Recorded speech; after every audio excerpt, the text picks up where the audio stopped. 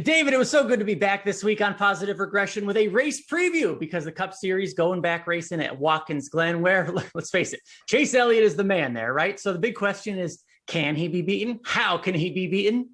I'll leave that to you. I think a lot of teams are asking that same question. I think that you have to consider the how. It's not like he's impervious to losing, right? But it's the how. If you're trying to mimic his pace and his driving ability, I think you're in for a long day.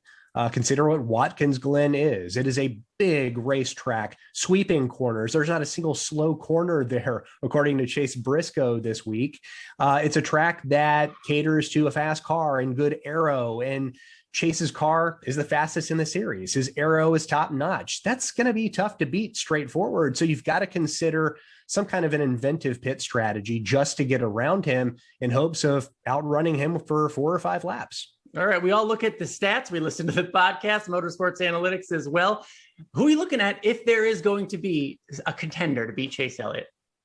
You know, I am going to go kind of off the menu and look at guys like Tyler Reddick, like Ross Chastain. They were our contrary contenders for a reason. And let's talk about Reddick specifically. He scored the most points at Road America, which, like Watkins Glen, is a track that caters to a driver that can be that aggressive in a fast car.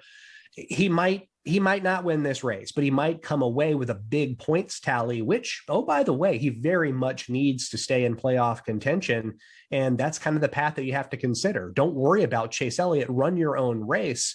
And from what we saw from Reddick at Road America, he was very good at running his own race and maximizing his day.